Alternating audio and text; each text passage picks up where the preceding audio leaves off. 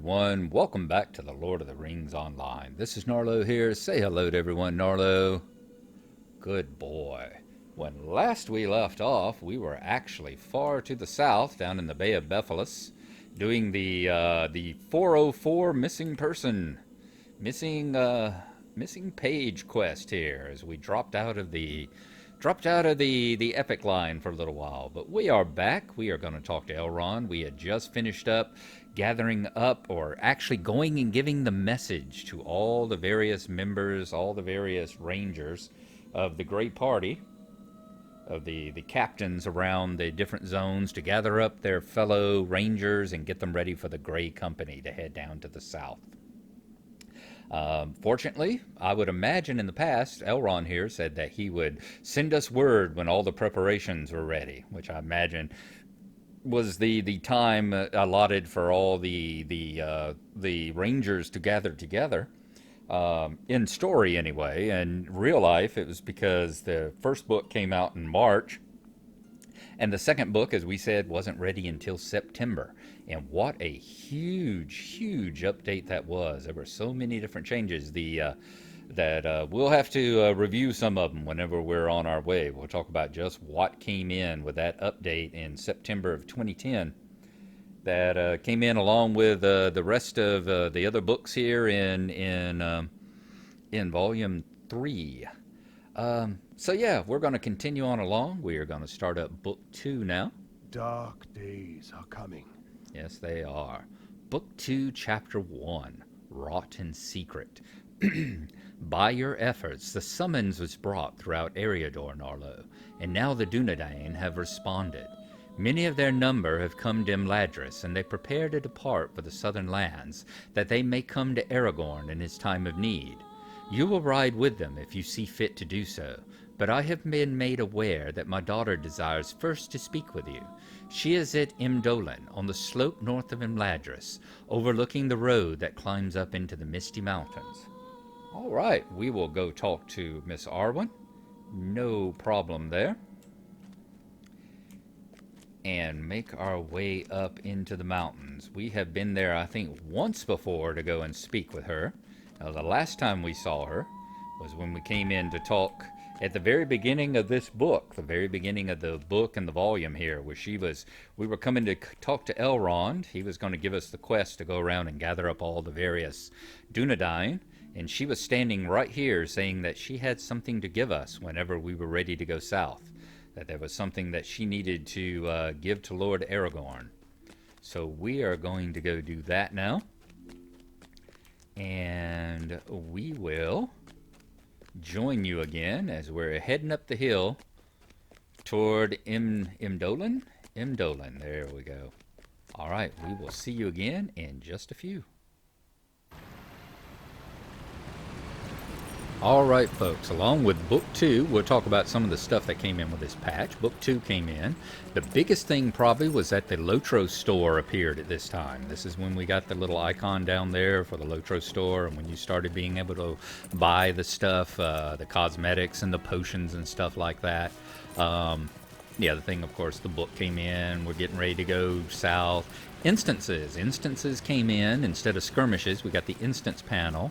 And a classic tab that suddenly you could do all the old classic instances from Shadows of Angmar and Mines of Moria. All of those are there now, so that you could repeat them. All of them scaling, or the vast majority of them scaling.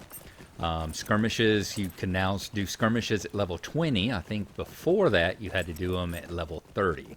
There was a big change to character revamps. The cosmetic wardrobe, the wardrobe system came in with this particular patch, that you no longer had to hold on to all the cosmetic items. You could actually put them into the wardrobe now and use them throughout all your different characters. There was a vault revamp, big stuff. DirectX 11 started being used here. The Lua scripting started being used. You've seen that scripting language that people use to make special UI interfaces and stuff. And quest guide got updated, and tons of character updates and updates for the various games and quests. So yeah, take a look at it sometime. Big, huge update. And you could do festival riding at any level now instead of level 35. We have reached the area of Imdolan here. I tell you, and it's already getting to be daylight. You know, whenever we were coming out of the last homely house, when we were at the last homely house, it was just a little bit before dawn. And in the process of talking to Elrond and coming out and everything, it has already gotten fairly bright out here. I don't know if the sun has actually risen yet, but it's got enough light out here that it may have. Yeah, there it is, probably behind those clouds there. I tell you, the day and night comes as quickly whenever it's time for it to actually arrive. It comes as quickly as, and there's that dismount button they gave us. It comes as quickly as it does in Minecraft. It's just like, boom, it's here. All right, let's talk to Miss Lady Arwen here and continue on the story.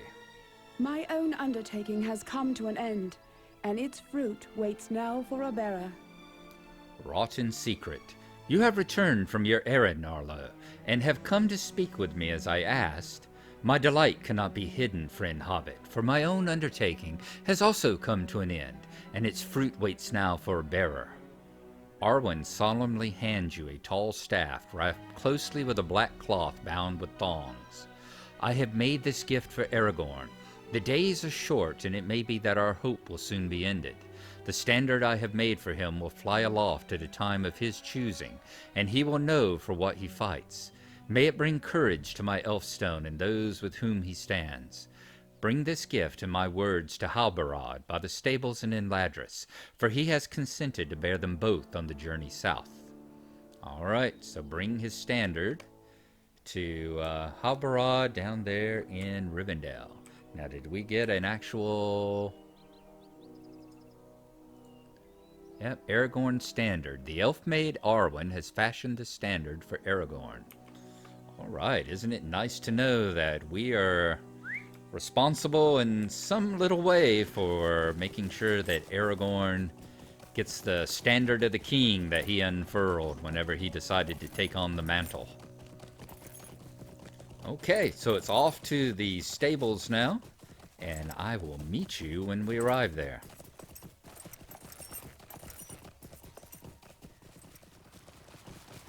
We should be there very shortly, and I'm thinking... Let's see. I'm wondering, are you... See this...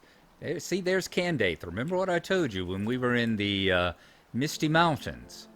Remember I told you about how they had all the elves there in armor with little things over their faces so that they could basically use the same model over and over again. Well, there you are. You know, here's Candaith here. Ranger standing there, and he doesn't look like Candaith. You wouldn't recognize him because he's there and he's in the new uniform, the uniform, I suppose, of the Grey Company. But he's also wearing a mask over his face so that suddenly... these particular models can be used again and again, depending on who they're needing for you to be. See, there's another one. Which one is this guy? There's Goladir. Good Lord, Goladir, you look good. You look pretty good there. Boy, there are rangers that have popped up all over the place all of a sudden. Let's see here. I would imagine, are you Halbarad? I will carry this burden on our journey. You bring both a gift and a message from my chief, from the Lady Arwen. I see. Halbarad listens as you recount Arwen's words and gravely accepts the standard you carry. I will carry this burden on our journey. It will come to Aragorn through all the perils of our road lie in between. When will this standard be unfurled, I wonder, and against what sky will it be raised aloft? Boy, all the rangers dressed up in their Sunday finest for this trip, didn't they? Ready. Chapter 2, The Grey Company in Rivendell. All is nearly ready, Gnarlo. While I finish the final preparations for our departure, I ask that you speak with some of those who will accompany us south. Ensure that they are prepared for the road and rested enough for the first leg of our journey. I saw Golidir just to the northeast some minutes ago, speaking with Elrohir. Radinir was just to the east of the two of them beneath the footbridge. Lothrandir's just across the way, speaking to his horse Mithuil. He knows a great deal about the lands through which we must pass. Ask him if he has any further information about the road which may help us move with haste.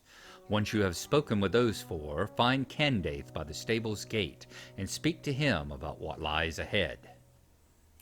Okay. Whoops. And as always, forgetting All is nearly to ready. accept it. And there's the standard. Wow, look at there. Nice, nice. Gonna look so nice whenever it gets unfurled, I am sure. All right, let's see. You must be, are you Lothrandir? Yes, you are. You're Lothrandir over here talking to your horse. And see what I mean? It looks an awful lot like Candaith over there, doesn't it? Let's talk to him right quick. Mithul is ready for the next leg of the journey. Mithul is ready for the next leg of the journey, Gnarlo. Indeed, his kind may be more prepared for what awaits us than the others of this company. After all, Mithul's eyes will be to the road underfoot, watching for loose stones and wind-blown branches. The eyes of the Dunedain must be to the horizon, keeping watch for foes that may seek to slow our errand. I have spoken with Halbarad and the sons of Elrond about the road we will take, south through the Trollshaws and into Eregion, there to rest at Ekad Eregion before passing south into the Inidwaith. A number of Dunlending tribes called the area home when last I journeyed these lands. Some were friendly to outsiders, but most were not. The Draegluth, the Hebogluth, they were those who you would be wise not to cross, and I will do my best to ensure the Grey Company does not tangle with them. All right, let us find the other three now. Where will they be? Let's see. Come out, wherever you are. Now, there's one, did they say over at the footbridge? Is that what he said? Maybe over that way. Let's go talk to this fellow right over here.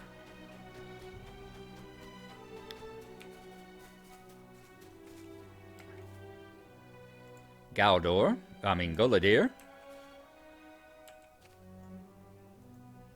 My horse, Legimbod, is rested and ready for the next leg of the journey. I wonder how long y'all have kept these fancy costumes in mothballs there. Really sweet looking. Do I get something nice like that, or I just kind of have to ride around in my rags here? My horse Legimbod is rested from the ride out of Angmar, and he is ready to undertake the next leg of the journey. His saddlebags are as light as I could make them, while still keeping the supplies we will need. Golidir takes a small pendant from one of his pockets and idly passes it from one hand to the other as he looks about the yard. This refuge has not changed in the many years since I last came here, but surely I myself must be unrecognizable. So much has happened and so little of it good.